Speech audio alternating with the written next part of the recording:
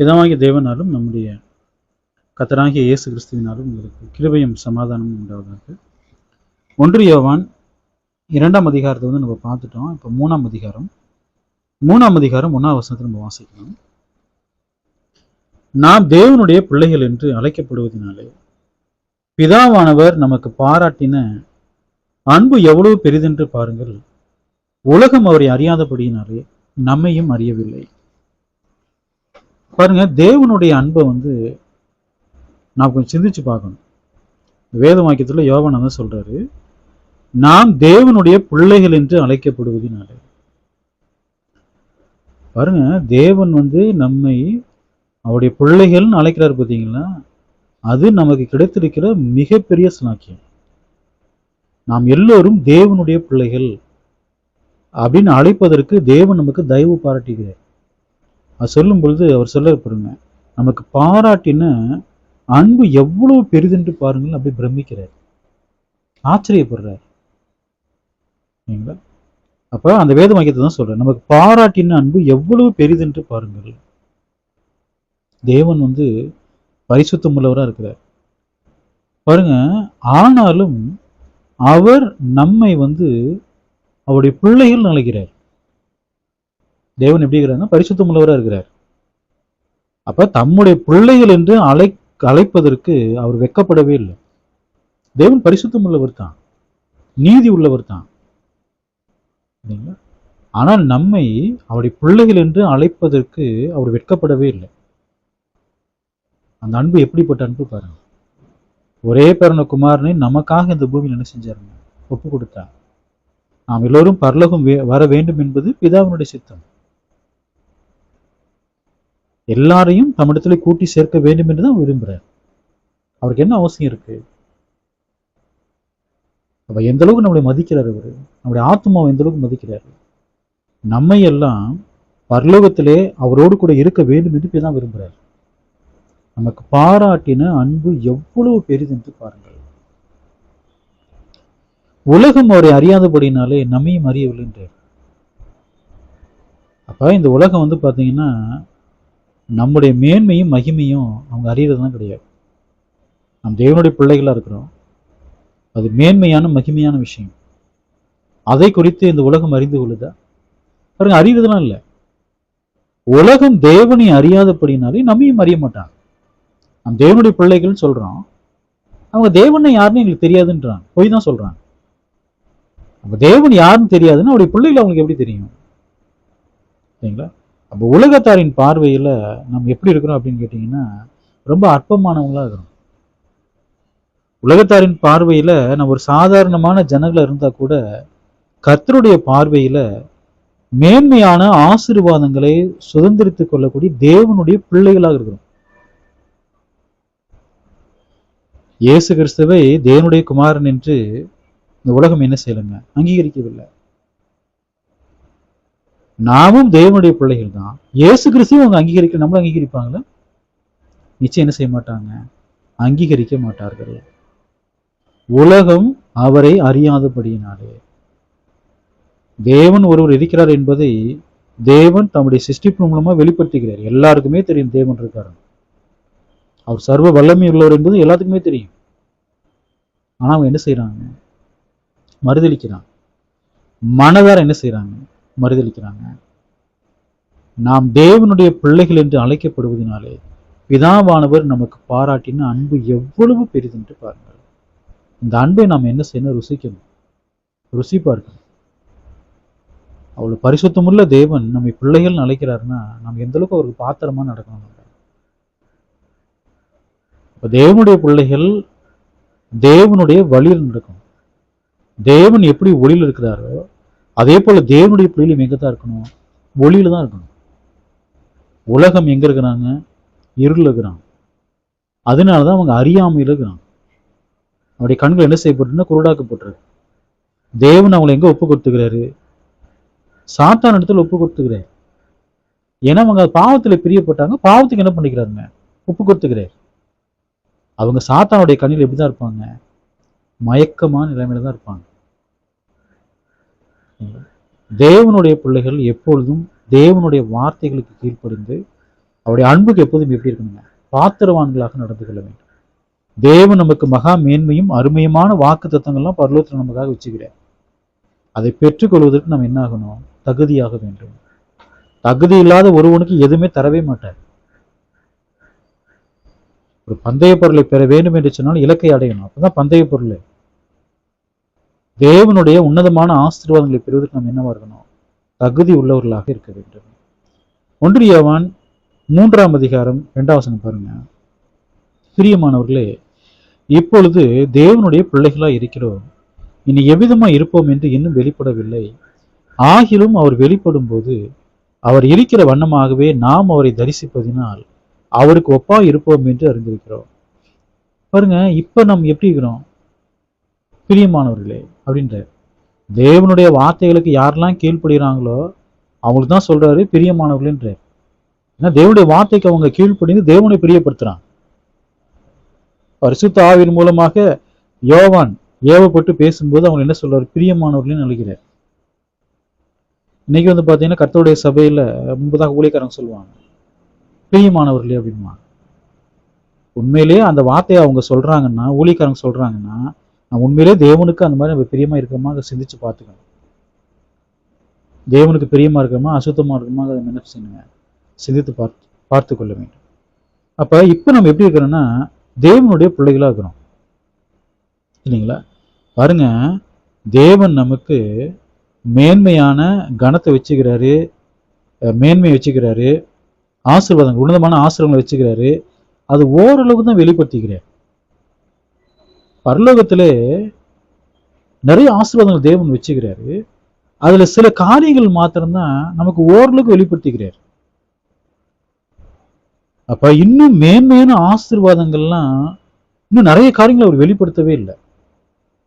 சில காரியங்கள் மாத்திரம் என்ன பண்ணிக்கிறார்? வெளிப்படுத்திக்கிறார். இன்னும் மேன்மையான ஆசீர்வாதங்களை பத்தி நமக்கு இன்னும் எதுவுமே தெரியாது. இப்ப ஒரு கலசம் தண்ணீர் கொடுத்தால் அதன் பலனை அடையாமற் போவான்னு சொல்றாரு இல்லைங்களா? அந்த பலன் என்ன? என்ன பலன் கொடுப்பாரு? கொஞ்சத்திலே உண்மையா இருந்தா அநேகத்தின் பேரில் அதிகாரியாக வைப்பென்றார். அந்த அநேகம் என்பது என்ன? 10 தாளந்தை வாங்குறான், இன்னொரு 10 தாளந்து சம்பாதிக்கிறான். 5 தாளந்தை வாங்குறான், மேலும் 5 தாளந்து சம்பாதிக்கிறான். உனக்கு நான் 10 பட்டணம் தருவேன்ற. 10 பட்டணம் என்பது என்ன?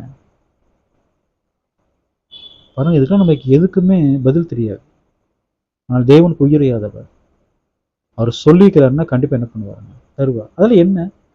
அது என்ன ஆசீர்வாதம்? அதெல்லாம் நமக்கு தேவன் வெளிப்படுத்தவே இல்லை. அப்ப நம்முடைய வேலை என்னன்னா, இந்த பூமியில விசுவாசத்தோடு நாம் நடக்கணும், நம்பிக்கையோடு நாம் என்ன செய்யணுங்க? ஜீவிக்கணும்.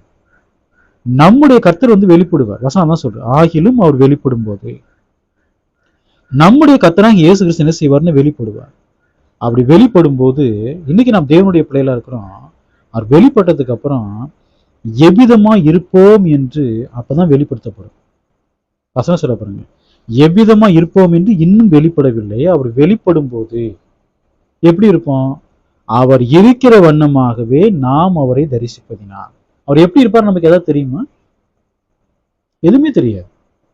ஆனால் ஒரு விஷயம் உறுதிப்படுத்தப்பட்டிருக்கு, இயேசு கிறிஸ்து எப்படி இருக்கிறாரோ அவர் இருக்கிற வண்ணமாகவே நாம் அவர் என்ன செய்ய போறோம்? தரிசிக்க போகிறோம். அப்ப தரிசிக்கிறதுனால அவருக்கு எப்படி இருப்போம்? ஒப்பா இருப்போம். அப்ப நாம் தேவனுடைய பிள்ளைகளாக இருக்கிறோம். இனிமேல் எப்படி இருப்போம் என்று தேவன் கர்த்தர் வெளிப்படும் போது என்ன செய்வாருங்க? வெளிப்படுத்துவார். இல்லைங்களா? கர்த்தர் வெளிப்படும் போது அவர் இருக்கிற வண்ணமாகவே நாம் அவர் தரிசிப்போம். அப்ப தலையாகிய கிறிஸ்துவின் சபைக்கு தலை யாருன்னா கிறிஸ்து தான். அப்ப கிறிஸ்து வெளிப்படும் போது அவர் எப்படி இருப்பார் என்பது நமக்கு என்ன செய்யப்படலைங்க? வெளிப்படுத்தப்படலை. வெளிப்படும் போது அவர் எப்படி இருக்கிறாரோ அவருக்கு ஒப்பாக நாம் என்ன பண்ணுவாங்க? இருப்போம். அதான் சொல்ற, ஒப்பா இருப்போம் என்று அறிந்திருக்கிறோம். பிரியமானவர்களே, இப்பொழுது தேவனுடைய பிள்ளைகளா இருக்கிறோம். தேவனுடைய பிள்ளைகள் இப்ப இனி எவ்விதமா இருப்போம் என்று இன்னும் நமக்கு என்ன செய்யப்படலைங்க? வெளிப்படுத்தப்படவில்லை. நிறைய ஆசீர்வாதங்கள், மேன்மையான காரியங்கள், நித்தியமான காரியங்கள், நிறைய காரியங்கள்லாம் தேவன் நமக்கு என்ன செய்யலாம்? வெளிப்படுத்தினா வச்சுக்கிறார். மேன்மையான பலன்லாம் வச்சுக்கிறார். அது என்னங்கிறது நம்ம என்ன செய்யலாம், வெளிப்படுத்தப்படலை. இயேசு கிறிஸ்து வருவார், நிச்சயமா வருவார். தேவன் வாக்குத்தத்தம் பண்ணிக்கிறாரு, அந்த வாக்குத்தத்தம் ஒருபது என்ன ஆகாதுங்க, பொய்யெல்லாம் போகாது. கர்த்தர் வரும்போது அவர் எப்படி இருக்கிறாரோ அவரை நம்ம தரிசிப்போம். அவர் இருக்கிற வண்ணமாகவே நம்மளை தரிசிப்போம், அவருக்கு ஒப்பார் போன்ற. இதான் 2ஆம் வசனம்.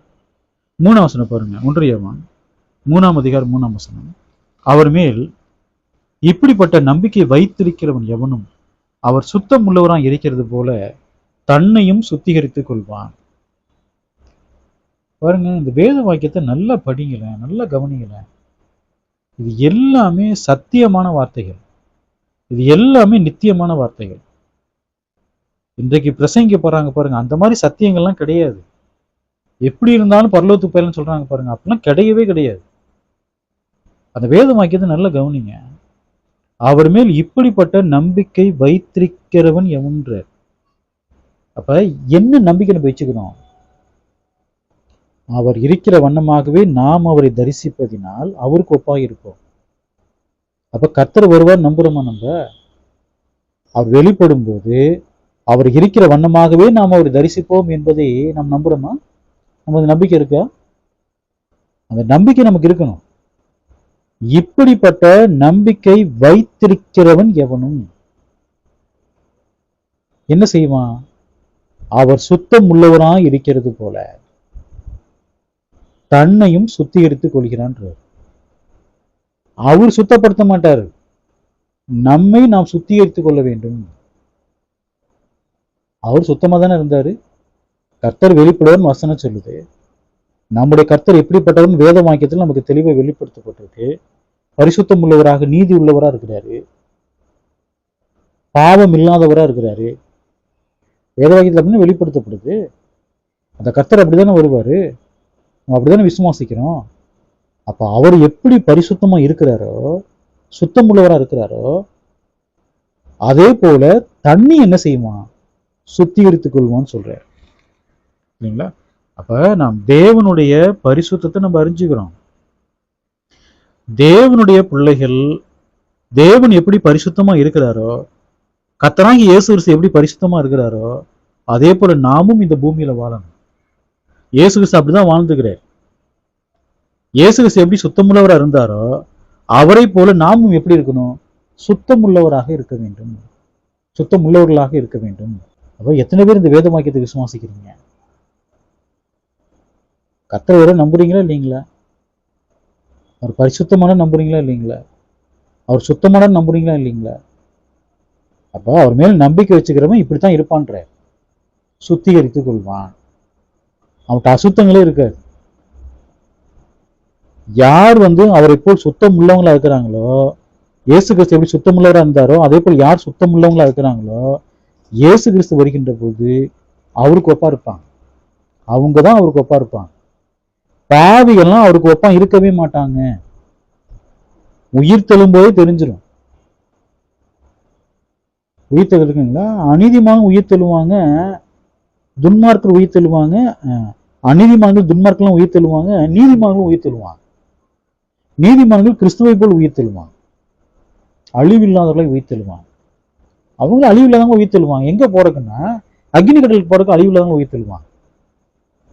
ஆனா நாம் யாருக்கு ஒப்பா இருப்போம்? கர்த்தனாகிய இயேசு கிறிஸ்து மகிமையின் சர்வத்தை நாம் பெற்றுக்கொள்வோம் இயேசு கிறிஸ்து வருகின்ற பொழுது. ஆனா அவங்களுக்கு இந்த மகிமையின் சர்வம் என்ன ஆகாதுங்க, கிடைக்காது. வேத வாக்கியத்தை விசுவாசிக்கிறீங்களா? அவர் சுத்தம் உள்ளவராக இருக்கிறது போல தன்னையும் சுத்திகரித்துக் கொள்கிறார். நம்ம என்ன செய்யணும்? அவரை போல் சுத்திகரித்துக் கொள்ள வேண்டும். சரிங்களா? 1 யோவான் 3ஆம் அதிகாரம் 4ஆம் வசனம் பாருங்க. பாவம் செய்கிற எவனும் நியாய பிரமாணத்தை மீறுகிறான், நியாய பிரமாணத்தை மீறுகிறதே பாவம். சரிங்களா? இந்த பிரிவினை கொண்ட மக்கள்லாம் பார்த்தீங்கன்னா இந்த வேத வாக்கியத்தை எடுத்துக்குவாங்க.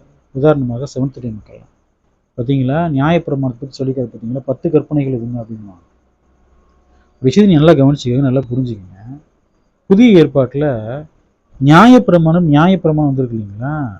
அந்த நியாயங்கிற வார்த்தையே கிரேக்க வேதாகமத்தில் இல்லை. தமிழ் வேதாகமத்தில் மோசையின் நியாயப்பிரமாணத்தை பற்றி நம்ம அறிந்து கொள்ளணும், அது பிரமாணங்கிறத அறிந்து கொள்ளணுங்கிறதுக்காக நிறைய இடங்கள்ல கிறிஸ்துவின் பிரமாணம் இருக்கு இல்லைங்களா, அந்த பிரமாணத்துக்கு என்ன போட்டாங்க, நியாய பிரமாணமே போட்டாங்க. இவங்க நியாய பிரமாணம் இது மோசையின் பிரமாணம் நினைச்சுக்கிறாங்க. ஆனா உண்மையில நியாயங்கிற வார்த்தை அங்க இல்ல. அங்க எப்படி இருக்குன்னா, பாவம் செய்கிற எவனும் பிரமாணத்தை மீறுகிறான், பிரமாணத்தை மீறுகிறதே பாவன்ற. பிரமாணத்தை மீறானா அவன் பாவத்துல தான் அர்த்தம் சரிங்களா. அப்ப ஒருவன் பாவம் செய்கின்ற பொழுது தேவனுடைய பிரமாணத்தை மீறுகிறான். அப்ப தேவனுடைய பிரமாணத்தை அவன் மீறான்னு வச்சுக்கோங்களேன், அவன் எதை புறக்கணிக்கிறான், தேவனுடைய அதிகாரத்தை அவன் புறக்கணிக்கிறான். தேவனுடைய அதிகாரம் எதுல வெளிப்படுத்தப்பட்டிருக்குன்னா அவனுடைய பிரமாணத்துல வெளிப்படுத்தப்பட்டிருக்கு. அப்போ அவன் இந்த பிரமாணத்தை மீறி அவன் பாவம் செய்யறான்னா தேவனுடைய அதிகாரத்தை அவன் என்ன செய்யறான், புறக்கணிக்கிறான். அப்ப தேவனுடைய அதிகாரத்தை அவன் புறக்கணிக்கிறான்னா தேவனை அவன் என்ன செய்யறான், மறுதளிக்கிறான். தேவனுடைய அதிகாரத்தை அவன் புறக்கணிக்கிறான், யாரையும் மறுதளிக்கிறான், தேவனையும் அவன் மறுதளிக்கிறான். அப்ப தேவனுடைய பிரமாணத்தை மீறுகிறவன் பாவம் செய்யறான், அவனுக்கு என்னதான் இருக்கும், மரண ஆக்கினை தான் இருக்கும். தேவன் அவனுக்கு என்னதான் கொடுப்பாரு, நித்திய அக்னியிலே போங்கள். கிறிஸ்தான் தான் சொல்லுவார் அவங்களை பார்த்து. அப்ப நம்ம பாவம் செய்யறோம்னா கிறிஸ்துவின் பிரமாணத்தை மீறுகிறோம், கிறிஸ்துவின் பிரமாணத்தை மீறுகிறோம். இவங்க என்ன சொல்றாங்க, பாவமா அதை பத்தி எந்த பிரச்சனையுமே கிடையாது, கிறிஸ்துவின் ரத்தம் அப்படி கழுவிட்டே இருக்குன்றாங்க. நீங்க 1 யோவான்ல 2 அதிகாரம் நம்ம படிச்சுக்கோ இல்லைங்களா, எந்த வசனத்திலாவது நீங்க பாவம் பண்ணா கிறிஸ்துவினுடைய ரத்தம் கழுவுன்னு போடப்பட்டிருக்கா, பாவம் பண்ணிட்டே இருங்க, துணிகரமா பண்ணிட்டே இருங்க, கிறிஸ்துவின் ரத்தம் அப்படியே கழுவிட்டே இருக்குன்னு சொல்லப்பட்டிருக்கா, அல்லது பாவம் செய்யக்கூடாதுன்னு இந்த புஸ்தகத்தை எழுதுறாரா, பாவம் செய்யலாம் ஆனால் எந்த பிரச்சனையும் இல்லைங்கிறதுக்காக அந்த புஸ்தகம் எழுதப்பட்டதா, அல்லது பாவம் செய்யக்கூடாது என்பதற்காக எழுதப்பட்டதா, பாவம் செய்யக்கூடாது என்பதற்காக இந்த புஸ்தகம் எழுதப்பட்டது. பாவம் செய்யறவன் தேவனையும் மறுதளிக்கிறான் கர்த்தருடைய சபையில் இருந்து கொண்டு. எவ்வளவு சத்தியங்கள் நம்ம படிச்சுக்கிறோம் 2ஆம் அதிகாரத்துல. 3ஆம் அதிகாரத்துல தெளிவா சொல்லிட்டாரு, ஒருத்தன் பாவம் பண்றான்னா அவன் பிரமாணத்தை மீறான்ற. இப்ப இந்திய அரசியல் அமைப்பு சட்டங்கள் இருக்கு இல்லைங்களா, அது கூட தேவன் நம்ம கொடுத்த பிரமாணம் தான். ரோமர் 14ஆம் அதிகாரத்துல பாருங்க, உண்டாயிருக்க அதிகாரம் எல்லாம் தேவனால் உண்டாயிருக்கிறதுன்ற. அந்த அதிகாரத்தை தேவன் தான் கொடுத்துக்கிறார். அந்த அரசாங்க சட்டத்திலே மீறான்னு வச்சுக்கோங்களேன், அவனுக்கு ஆக்கினதான். அரசாங்க சட்ட திட்டங்களுக்கு நம்ம என்ன செய்யணும், கீழ்ப்படியணும். அப்ப பாவம் செய்கிற எவனும் சட்டத்தை மீறான், ஒருத்தன் பாவம் செய்யறான்னா அவன் சட்டத்தை மீறான்னு அர்த்தம். இந்திய அரசியலமைப்பு சட்டத்தை ஒருத்தன் மீறானா அவன் என்னதான் செய்யறான், அவன் பாவம் தான் செய்யறான். அப்ப பாவம் செய்கிற போது அவன் எதை மீறிட்டான், பிரமாணத்தை மீறிட்டான். நீங்க அரசாங்க சட்டத்திட்டங்களுக்கு கீழ்ப்படியலன்னு வச்சுக்கோங்க, என்ன கிடைக்கும், தண்டனை தான் கிடைக்கும். ஹெல்மெட் போட்டு வண்டி ஓட்டணும்னு சொல்றாங்க இல்லைங்களா, லைசன்ஸ் வச்சிருக்கணும், வண்டி புக்கு வச்சுக்கணும், இதெல்லாம் இல்லைன்னா இவ்வளோ ஃபைன் சொல்லப்பட்டிருக்கு, இவ்வளோ அபராதம் விதிப்புன்னு சொல்றாங்க. அது எதுவுமே இல்லாம பண்ண என்ன செய்வாங்க, அது கண்டுபிடிக்கப்பட்டால் தண்டனை. ஏன்னா பிரமாணத்தை மீறிருக்கான் இல்லைங்களா, சட்டத்தை மீறிருக்கான். கிறிஸ்துவின் பிரமாணம் கூட அப்படித்தான், அதை மீறிட்டீங்கன்னா தண்டனை தான் கிடைக்கும். கிறிஸ்துவின் பிரமாணத்துல என்ன விசேஷம்னா, நீங்கள் பிரமாணத்தை அறியாம பாவம் பண்றீங்க அல்லது பயத்துல பாவம் பண்ணிட்டீங்க, தேவன்கிட்ட மன்னிப்பு கேட்ட மன்னிப்பு இருக்கு, தேவன் அநியாயத்தினைக்கு சுத்திகரிப்பார். அது மரணத்துக்கு ஏதுவல்லாத பாவத்தை செஞ்சவங்களுக்கு. திட்டம் போட்டு பாவம் செய்யறாங்க பார்த்தீங்களா, அவங்க துணிகரமா பாவம் பண்றாங்க. அவங்களுக்கு வேண்டுதல் செய்ய நான் சொல்லேன்னு அவர் சொல்லிட்டார், அது மரணத்துக்கு ஏதுவான பாவம்ட்டார். பிரமாணம் பாருங்க நமக்கு தெளிவா கொடுக்கப்பட்டிருக்கு, நமக்கு உபதேசித்தவர்கள் அதை சரியா என்ன செய்யலைங்க, உபதேசம் பண்ணவே இல்லை. அதனால தான் கர்த்தருடைய சபையில இவ்வளோ பாவங்கள்லாம் பெருகி இருக்குது. பாவம் செய்யறவங்கள்லாம் சபையை விட்டு நம்ம புறக்கணிக்கணும், சபையை விட்டு தள்ளி போடணும்னா எவ்வளோ பேர் தள்ளப்பட்டு வெளியே போவாங்க. அதெல்லாம் அவங்க செய்வாங்களா, அதெல்லாம் செய்யவே மாட்டாங்க. பாவிகளை பக்கத்திலே வச்சுட்டு என்ன செய்வாங்க, அவங்களுடைய பாவத்தில் இவங்க பங்குதாரராக இருப்பாங்க. 1 யோவான் 3ஆம் அதிகாரம் 5ஆம் வசனம் பாருங்க. அவர் நம்முடைய பாவங்களை சுமந்து தீர்க்க வெளிப்பட்டார் என்று அறிவீர்கள், அவரிடத்தில் பாவம் இல்லை. அப்ப அவர் சொல்றது யார சொல்றாரு?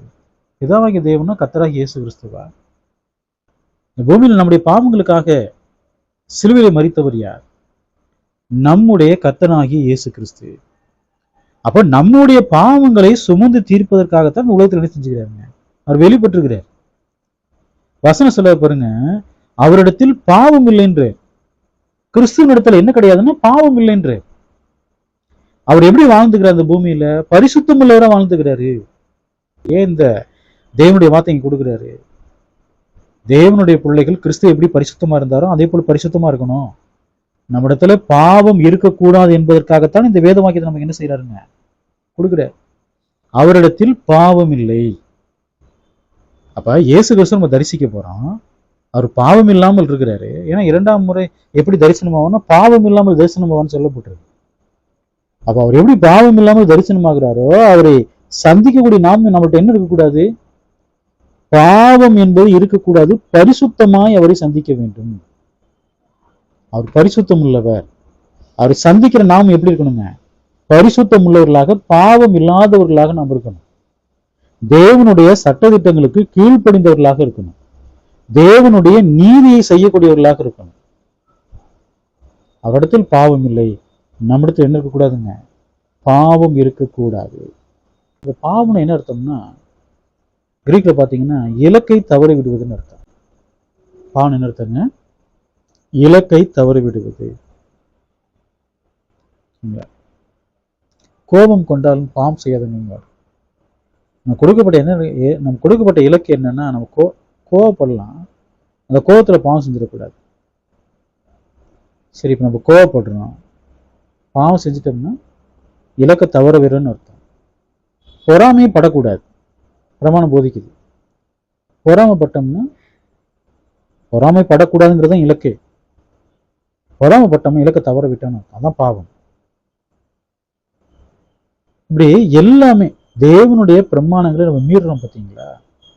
மீறுகின்ற பொழுது நாம் இந்த இலக்கை தவற விடுறோம்னு அர்த்தம். சாந்த குணம் உள்ளவர்களாம் இருங்கள், நீடிய பொறுமை உள்ளவர்களாம் இருங்கன்னு சொல்றாரு பாருங்க.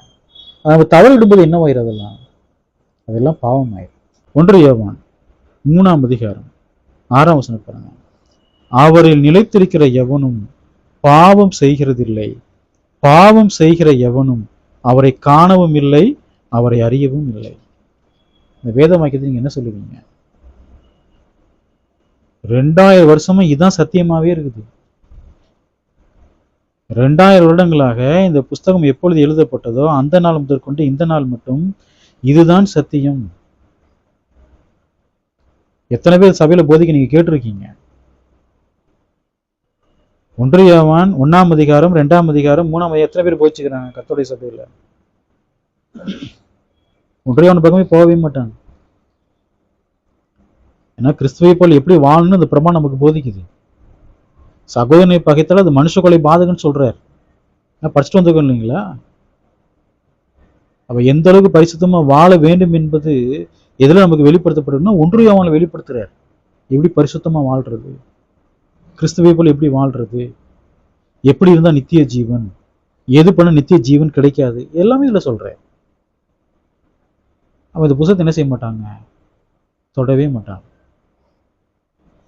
அவரில் நிலைத்திருக்கிற எவனும் பாவம் செய்கிறது இல்லை. பாருங்க, இன்னைக்கு விவாதம் செய்யக்கூடியவங்க நிறைய பேர் இருக்கிறாங்க. முரட்டு குணம் உள்ளவர்கள், முரட்டாட்டம் பண்ணக்கூடியவங்களாம். ஓ, அப்ப நீங்களாம் பாவமே செய்ய மாட்டீங்களா? நீங்க அவ்வளவு பெரிய பரிசுத்தவானா? நீங்க அவ்வளவு பெரிய நீதிமானா? ஓ, எந்த பாவம் பண்ண மாட்டீங்க, அப்படி பரிசுத்தமாவே வாழ்ந்துருவீங்களா? இதெல்லாம் யார் பேசுறான்னு நினைக்கிறீங்க? ஊழியக்காரங்க பேசுறாங்க. அவங்க இருதயத்துல என்ன விதைக்கப்பட்டிருக்குன்னா, நம்ம பாவம் செஞ்சுக்கிட்டே தான் இருப்போம். பாவம் செய்யாத மனுஷன் யாருமே கிடையாது. மனுஷனா பிறந்தா பாவம் செய்யத்தான் செய்வோம். கிறிஸ்து தேவனுடைய குமாரனா இருந்ததுனால அவர் பாவம் செய்யல. அவங்க அப்படிதான் நினைச்சு விசுவாசத்தை அப்படிதான் போச்சுட்டே இருக்கிறான். யார் பாவம் பண்ண மாட்டாங்க? இயேசு கிறிஸ்துவில் நிலைத்திருக்கிற எவனும் பாவம் செய்கிறது என்று. நாம் கிறிஸ்து இயேசுவுக்குள்ளாக நிலைத்திருப்போம் என்று சொன்னால், அவருடைய வார்த்தையில் நாம் நிலைத்திருப்போம் என்று சொன்னால் என்ன செய்ய மாட்டோம்? பாவம் செய்ய மாட்டோம். கர்த்தரிடத்தில் நிலைத்திருக்கிறவர்கள் கர்த்தருடைய உடன்படிக்கையில் நிலைச்சிருப்பாங்க. யாரெல்லாம் கிறிஸ்துவுக்குள்ள நிலைச்சுக்கிறாங்களோ அவங்க எதுலையும் நிலைச்சிருப்பாங்க? அவருடைய உடன்படிக்கையிலும் நிலைச்சிருப்பாங்க. அப்ப இப்படிப்பட்டவங்க தான் என்ன செய்ய மாட்டாங்க? ஒருவரும் பாவம் செய்ய மாட்டார்கள். பாவம் செய்கிற எவனும் அவரை காணவும் இல்லை, அவரை அறியவும் இல்லை. அப்ப நல்லா கவனிங்களேன், இந்த வேத வாக்கியம் ரொம்ப தெளிவா சொல்லுது. ஒருத்தன் கிறிஸ்தவனா இருந்து ஒரு ஊழியராக இருக்கட்டும் அல்லது விசுவாசிகளாக இருக்கட்டும், யார் வேணாலும் இருக்கட்டும், கர்த்தருடைய சபையில் இருக்கட்டும், அவங்க விசுவாசியா இருந்து அவங்க பாவம் செஞ்சுக்கிட்டே இருக்காங்கன்னு வச்சுக்கோங்களேன், அவங்க கிறிஸ்துவை காணவும் இல்லை, அவர் அறியவும் இல்லை. ஆனா அவங்க சொல்லிக்குவாங்க, நாங்க இயேசுவை அறிஞ்சுக்கிறோம், இயேசு நாமத்தான் ஜெபம் பண்றோம்மா. ஆனா மெய்யாலுமே அவங்க யார் அறியல? கிறிஸ்துவை அவர்கள் காணவும் இல்லை, அறியவும் இல்லைன்றார். இயேசு கிறிஸ்து நியாயத்திற்கு சொல்லுவார் தெரியுங்களா? மத்த 7ஆம் அதிகாரத்துல, அக்கிரம செய்யக்காரரு என்னை விட்டு அகன்று போங்கள், நான் உங்களை ஒரு காலம் அறியவில்லை. அப்ப இவங்க இப்படி இருக்கிறாங்க, இவங்களை பார்த்தா சொல்லுவார், உங்களை எல்லாம் ஒரு காலம் அறியவில்லைன்னு. ஏன்? பாவத்திலே நிலை கொண்டு பாவத்திலே வாழ்றாங்க. ஆனா என்ன சொல்லிக்கிறாங்கன்னா, கிறிஸ்தவர்கள் சொல்லிக்கிறாங்க, கர்த்தருடைய சபையில இருக்கிறனா எல்லாம் பரலோகம் போவோம்னு சொல்லிக்கிறாங்க. பாவம் செய்கிற எவனும் யாரா இருந்தாலும் சரி, அவன் கிறிஸ்துவை காணவும் இல்லை, அவரை அறியவும் இல்லை. காணவும் மாட்டான், அறியவும் மாட்டான்ற. நியாயத்திற்குனாலே கர்த்தராகிய இயேசு கிறிஸ்து சிங்காசனத்துல உட்கார்ந்துருப்பார், நியாயத்திருப்பார், அப்ப பார்ப்பாங்க. ஆனா இந்த பூமியில் இருக்கும்போது அவங்க பாவத்துல வாடுறதுனால இயேசு கிறிஸ்துவை அவர்கள் அறியவில்லை. ஏன்னா பாவத்தை நிலை கொண்டிருக்கிறாங்க. அப்ப பரிசுத்தவான்களுக்கும் பாவிகளுக்கும் இடையிலுள்ள வேறுபாடு இதுதான். கிறிஸ்துவின் பிரமாணத்தில் நிலைத்திருக்கிறவர்கள், கர்த்தருக்குள் நிலைத்திருக்கிறவர்கள் கிறிஸ்துவையும் அவரையும் அறிஞ்சுக்கிறாங்க. நான் கர்த்தருடைய சபைக்குள்ள இருக்கிறேன் அப்படின்னு சொல்லிட்டு கிறிஸ்துவின் பிரமாணத்தின்படி வாழலைன்னு சொன்னா அவங்க பாவிகளா இருப்பாங்க. அப்ப பரிசுத்தவான்களுக்கும் பாவிகளுக்கும் இடையுள்ள வேறுபாடு இதுதான். கர்த்தருடைய பிள்ளைகள் கர்த்தருடைய பிரமாணத்துக்கு கீழ்ப்படிவங்க அறிஞ்சிருப்பாங்க. கர்த்தருடைய பிரமாணத்திற்கு கீழ்ப்படியாதவர்கள் அவரை என்ன செய்ய மாட்டாங்க? அறிய மாட்டார்கள். கர்த்தராகிய இயேசு கிறிஸ்துவை அறிந்தவர்கள் யாரை அறிஞ்சிருப்பாங்க? பிதாவாகிய தேவனையும் அவங்க அறிஞ்சிருப்பாங்க. பாவிகள் கிறிஸ்துவையும் அறியவில்லை, தேவன் என்ன செய்யலைங்க? அறியவில்லை. அப்ப நாம் எப்படி இருக்கணும்? நம்முடைய பாவத்தை வெறுத்து நாம் பரிசுத்தமா என்ன பண்ணணுங்க? ஜீவிக்க வேண்டும். கிறிஸ்துவை பற்றும் அறிவு நம்ம இடத்துல இருக்கணும். கிறிஸ்துவை பற்றும் அறிவு நம்ம இடத்துல இருக்கணும். அவருடைய பிரமாணத்தை குறித்த அந்த அறிவு, அந்த வெளிச்சம் நம்மகிட்ட இருக்கணும். ஒளி நமக்குள்ளாக பிரகாசிக்கணும். நிறைய கிறிஸ்தவர்கள் ஆவிக்குரிய வாழ்க்கையில அவங்க என்ன ஆக்கப்பட்டிருக்காங்க? குருடாக்கப்பட்டிருக்கிறாங்க. பிரமாணத்தை பற்றி எந்த அறிவுமே இருக்காது. ஒரு காலகட்டத்திலே ரட்சிக்கப்பட்டதுக்கு அப்புறம் சபையில இருக்கும்போது நான் என்ன நினைச்சேன்னா, நம்ம இப்படி சபையில இருந்தா பரலோகம் போயிடலாம்னு நினைச்சேன். இந்த வர சபைக்கெல்லாம் போறோமே, கர்த்தருடைய பந்தி எடுத்துக்கிறோம், ஞானஸ்நானம் எடுத்துட்டோம். ஏன்னா அதான் எங்களுக்கு போதிக்கப்பட்டது. வேற எதுவுமே போதிக்கப்பட்டது. கிறிஸ்துவை மாதிரி வாழணும், பரிசுத்தமா ஜீவிக்கணும், பாவத்தை வெறுக்கணும், பாவத்தை விடணும், தேவனை போல் பூர்ண சர்க்குணரா இருக்கணும், தேவனுடைய எல்லா பிரமாணத்துக்கு இதெல்லாம் போதிக்கப்படவே இல்லை. இன்றைக்கு நிறைய கிறிஸ்தவர்கள் கர்த்தருடைய சபையில அப்படித்தான் இருக்கிறாங்க. நியாய தீர்ப்பினாலே அவங்க கிறிஸ்துவுக்கு முன்பதான் நிற்கும் போது பெரிய அதிர்ச்சி அவங்கள்ட்ட காத்துட்டு இருக்காங்க. அவங்களுக்கு காத்துட்டு இருக்குது. இயேசு அவங்களை பார்த்து சொல்லுவார், உங்களை ஒரு காலும் அறியவில்லை. பெரிய அதிர்ச்சி ஆயிடுவாங்க. ஆண்டவரே, உங்களுடைய சபையில நான் எவ்வளவு வருஷம் இருந்துக்கிறேன், வார வாரம்லாம் சபைக்கு வந்துக்கிறேனே, ராபோஜன பந்தியில பங்கு பெற்றிருக்கேன், உங்களுக்காக அவ்வளவு உற்சாகமா கூப்பிட்டனே, பாட்டெல்லாம் அவ்வளோ சத்தமா நான் பாடுவேனே, அப்படி ஜெபம் பண்ணுவேனே, அக்கிரம செய்யக்காரரு என்னை விட்டு அகன்று போங்கன்னு சொல்லுவார். ஏன்? தேவனுடைய பிரமாணத்தின்படி அவங்க பரிசுத்தமா வாழவே இல்லை. கிறிஸ்துவனுடைய சாயலுக்கு அப்ப அவங்க வளரவே இல்லை. அப்ப என்ன சொல்லுவாரு? அப்பொழுது இரக்கம்லாம் கிடைக்காது. பாவிகளுக்கு எந்த இரக்கம் கிடைக்காது. இந்த பூமியில இருக்கும்போது யார் இரக்கம் காமிச்சுக்கிறாங்களோ அவங்களுக்கு இரக்கம் காட்டுவார். பாவிகளுக்கு எந்த இரக்கமே கிடைக்காது. 1 யோவான் 3ஆம் அதிகாரம் 7ஆம் வசனம் பாருங்க. பிள்ளைகளே, நீங்கள் ஒருவராலும் வஞ்சிக்கப்படாதிருங்கள். நீதியை செய்கிறவன் அவர் நீதி உள்ளவராய் இருக்கிறது போல தானும் நீதி உள்ளவனாய் இருக்கிறான். எவ்வளவு அருமையான வசனம் பாருங்க, எவ்வளவு அழகான வசனம் பாருங்க. இந்த வேத வாக்கியத்தோட நீங்க படிச்சிருப்பீங்க, ஏதோ உத்துதை பார்த்துருக்கீங்க அந்த வேத வசனத்தை. நீங்கள் ஒருவராலும் வஞ்சிக்கப்படாதுங்க. ஏன் வஞ்சிக்கப்படாதுன்னு சொல்றாரு? பாவத்திலே வாழலாம், அதெல்லாம் எந்த பிரச்சனையும் சொல்றாங்க பார்த்தீங்களா? அப்படி சொல்றவங்களும் நம்ம வஞ்சிக்கிறாங்கன்னு அர்த்தம். எல்லா அசுத்தங்களை செஞ்சாலும் தேவன் நம்முடைய பாவங்களை மன்னிப்பான்னு சொல்றாங்க பாருங்க, அவங்களாம் வஞ்சிக்கிறவங்கன்னு அர்த்தம். பாவம் செய்வதை நம்மால் நிறுத்த முடியாது, பரிசுத்தமாலாம் வாழ முடியாதுன்னு சொல்றாங்க பாருங்க, அவங்க எல்லாம் நம்மளை வஞ்சிக்கிறாங்கன்னு அர்த்தம். மேல அந்த பிரமாணத்தை கொடுத்துட்டாரு, நீங்க பாவம் இல்லாம தான் வாழணும், பரிசுத்தமா வாழணும்னு சொல்லிட்டாரு. இதுக்கு விரோதமா யாரெல்லாம் போதிக்கிறாங்களோ அவங்க எல்லாமே வஞ்சகர்கள். அவங்க வஞ்சகத்தை நம்ம என்ன இருக்கக்கூடாதுங்க, விழுந்து போய்விடக் கூடாது. ஒருவராலும் வஞ்சிக்கப்படாதிருங்கள்.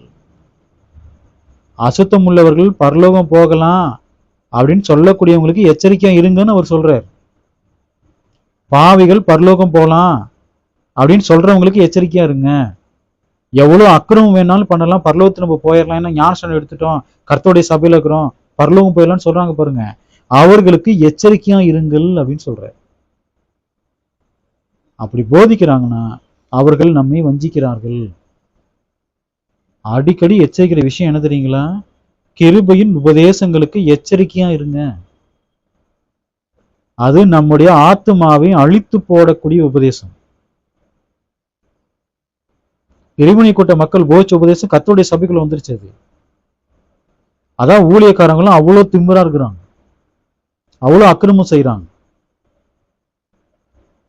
கிறிஸ்துவ போல அவங்களுக்கு தாழ்மையெல்லாம் நீங்க பார்க்கவே முடியாது. பெருமை உள்ளவங்களாக பொருளாசை உடையவங்களா இருப்பாங்க.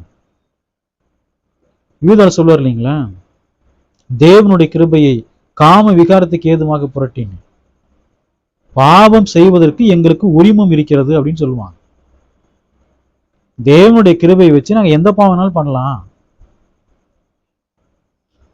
நீங்க நம்ம பைபிள் ஸ்கூல்ல படிக்கிற உபதேசங்கள்லாம் இருக்கு இல்லைங்களா, இந்த உபதேசத்துக்கு நீ வெளியெல்லாம் போங்க, சத்தியங்களும் கேட்டு பாருங்க, அப்போ உங்களுக்கு தெரியும் நான் சொல்றது சரியா இல்லையா. அவங்க போதிக்கூடிய விஷயங்கள்லாம் பாவம் செய்தாலும் பிரச்சனை இல்லைன்னு சொல்லுவாங்க.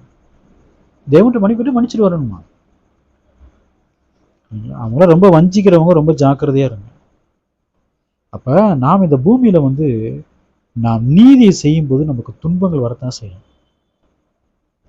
வசனத்துல பாருங்க, நீதியை செய்கிறவன் அவர் நீதி உள்ளவராக இருக்கிறது போல நாம் என்ன செய்யணும்? பாவம் செய்யக்கூடாது.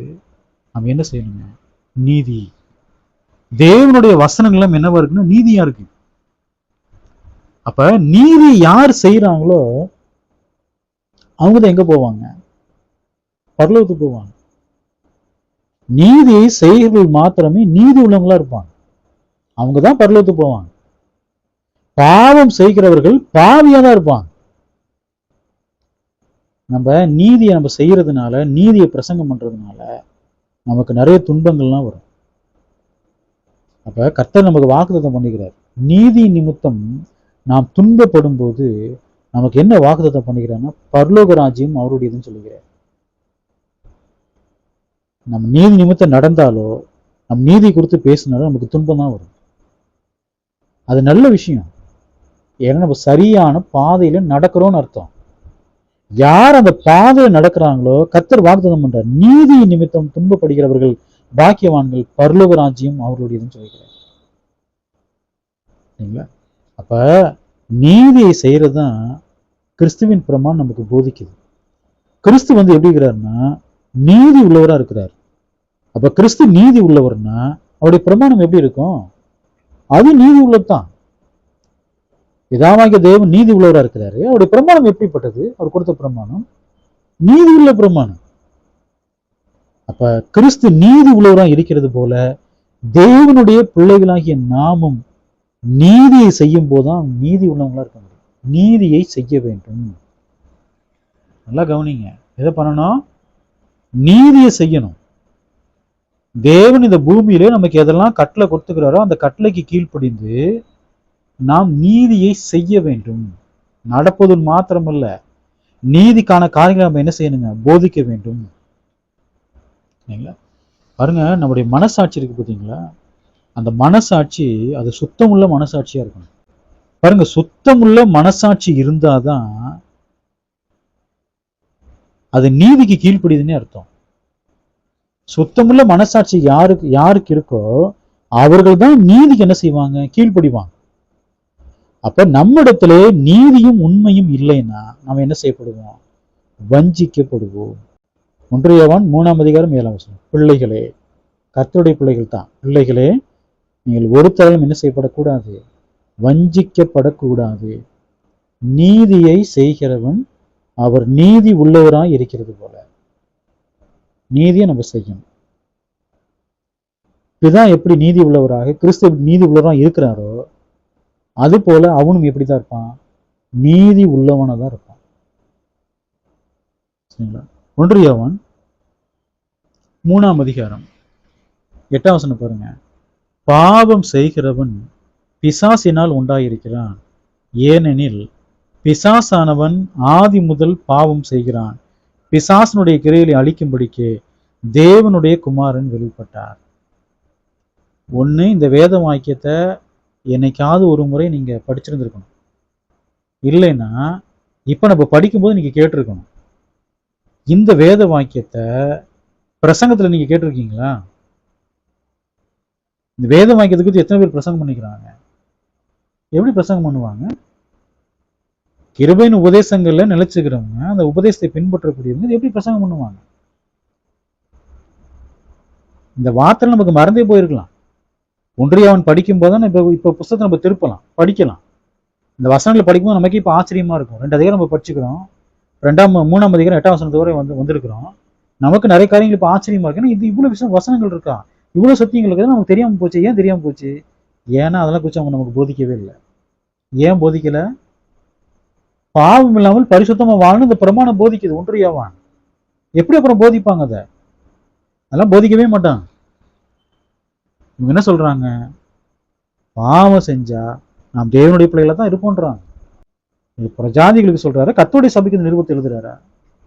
கர்த்தருடைய சபைக்கு நிருபத்தை எழுதுறாரு, அவங்களுக்கு எச்சரிப்பு கொடுக்கிறார், பிள்ளைகளே வஞ்சிக்கப்படாதுன்னு சொல்றாரு. ஏன்னா அவங்க போதனை என்ன? பாவம் செஞ்சா பிரச்சனைகள்னு சொல்றாங்க. கர்த்தர் யோவானை கொண்டு சொல்றார், தேவன் சொல்றாரு, பாவம் செய்கிறவன் பிசாசினால் உண்டாயிருக்கிறான், ஏனெனில் பிசாசானவன் ஆதி முதல் பாவம் செய்கிறான்.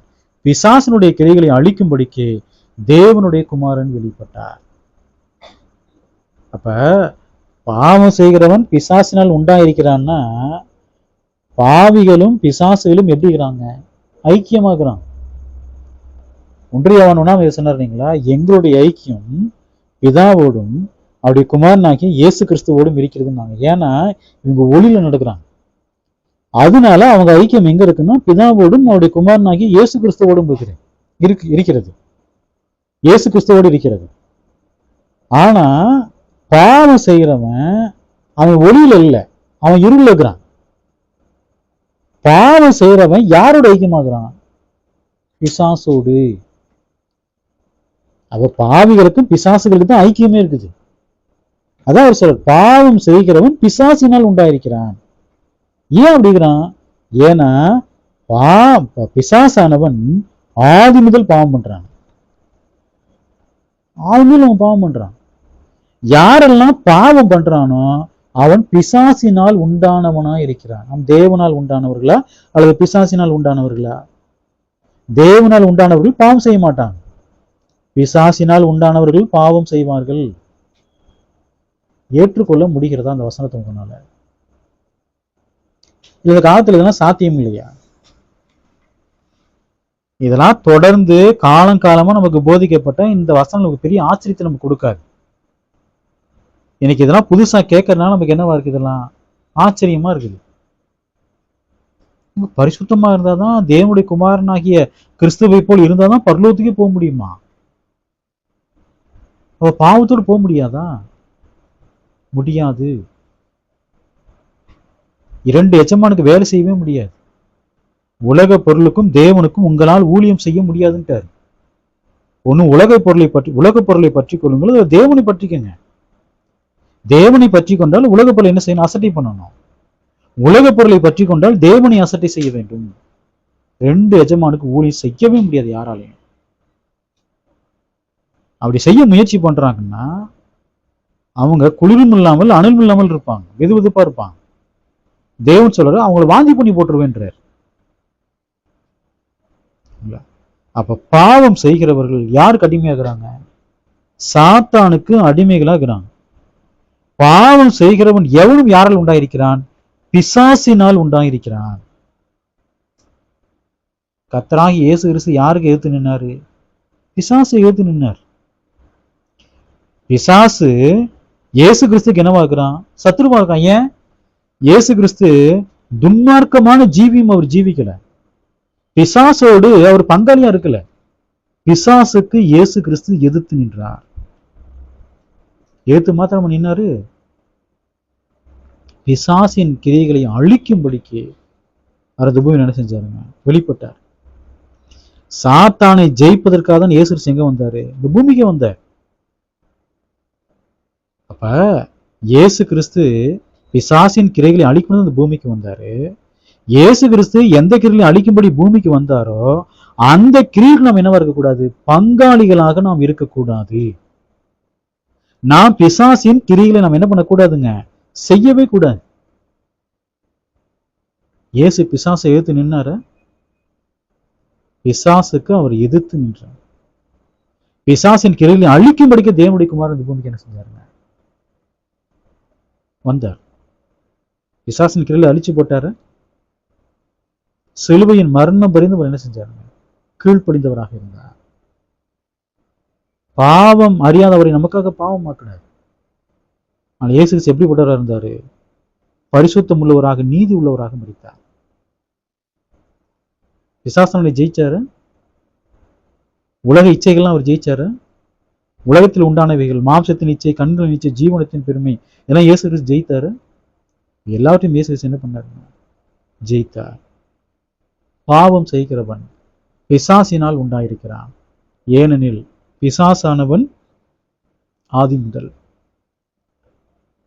ஆதாமை ஏவாளையும் தேவனுடைய பிரமாணத்தை மீறும்படியாக சாத்தான் வேலை செஞ்சானா? தேவன் பிரமாணத்தை கொடுத்தாரு. சர்ப்பம் பேசினது ஏவாள்கிட்ட. பிரமாணத்தை மீறினாங்களா? ஆதி முதல் மனுஷ கொலை பாதகன்றார். ஆத்துமாவை அழித்து போடக்கூடியவன். எவ்வளவு ஆத்துமாக்கள் அழிச்சு போட்டிருக்கிறான். யூதாசுடைய ஆத்துமாவை அழிச்சு போட்டானா? தேமா, அவளோட ஊழியம் செய்ய தேமாவுடைய ஆத்மாவை அழிச்சு போட்டானா? அனனியால் சப்பிரன் ஆத்மாவை அழிச்சு போட்டானா?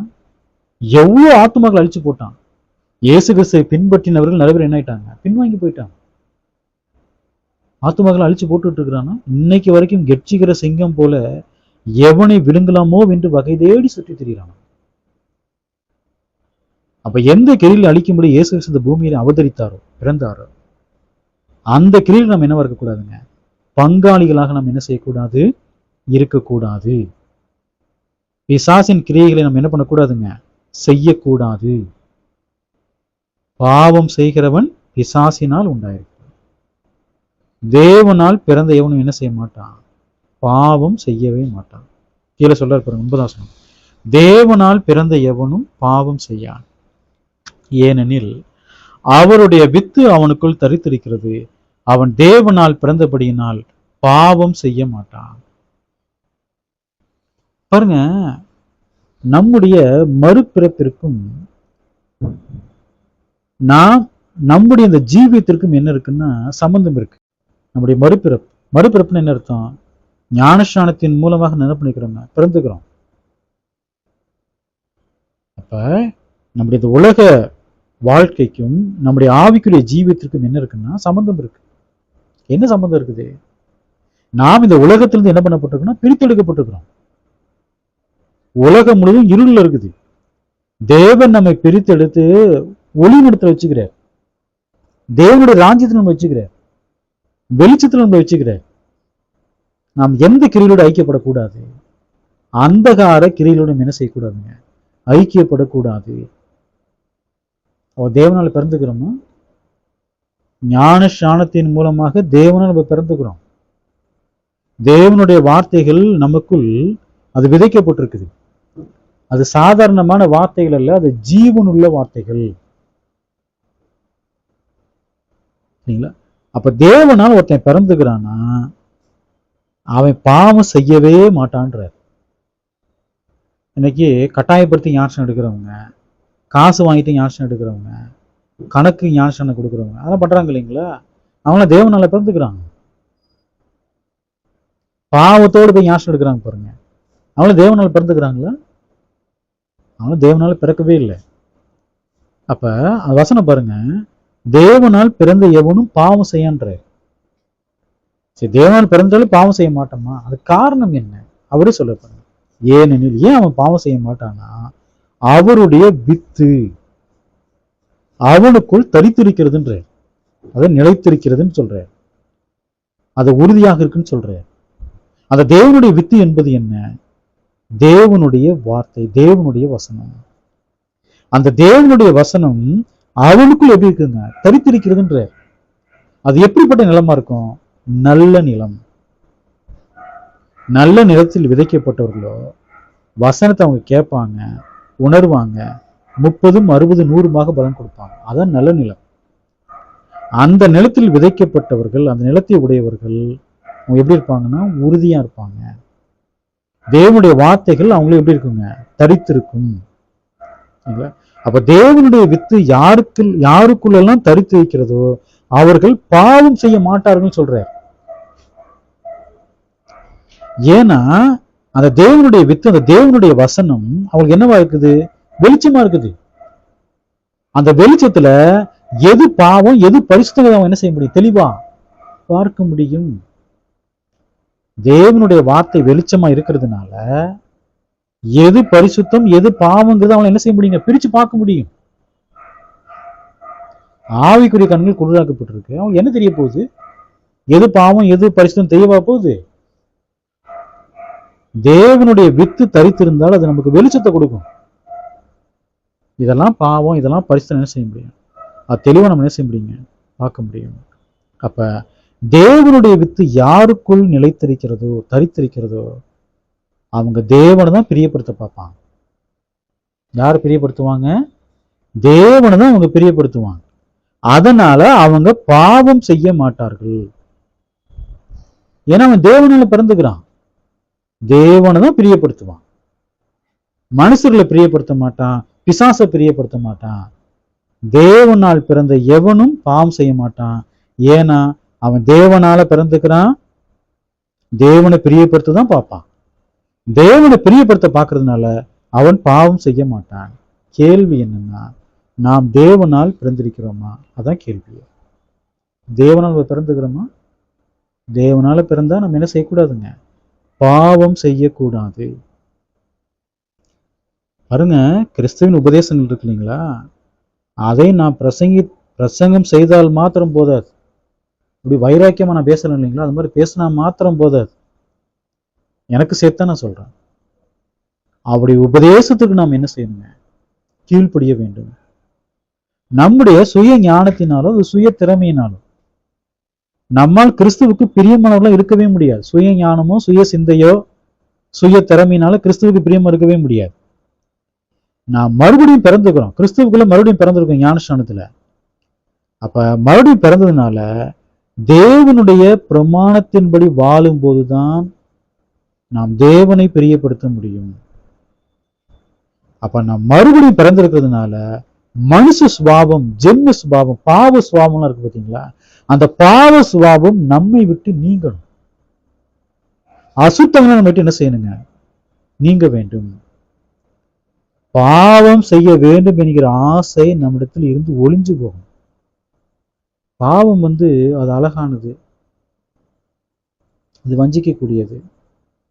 பாவத்துல சந்தோஷங்கள் நிறைய இருக்குது. பாவத்துல சந்தோஷங்களா இருக்கு. அந்த சந்தோஷங்கள் தான் ஆசை. அந்த பாவம் செய்யக்கூடிய ஆசை அந்த சந்தோஷங்கள் இருக்கிறதுனால தான். அப்ப பாவம் செய்ய வேண்டும் என்கிற ஆசை நம்மிடத்திலிருந்து என்ன ஆகணுங்க? அது ஒளிந்து போக வேண்டும். தேவனால் பிறந்த எவனும் பாவம் செய்ய மாட்டான். ஏன் பாவம் செய்ய மாட்டான்? தேவனுடைய வசனம் அவனுக்குள் தரித்திருக்கும். அவன் தேவனால பிறந்துக்கிறான். தேவன் அவனுக்கு அந்த பிறப்பை கொடுத்துக்கிறார். அவன் தேவனை தான் பிரியப்படுத்த பார்ப்பான். தேவனை பிரியப்படுத்த பார்க்கறதுனால அவன் என்ன செய்ய மாட்டான்? பாவம் செய்ய மாட்டான்.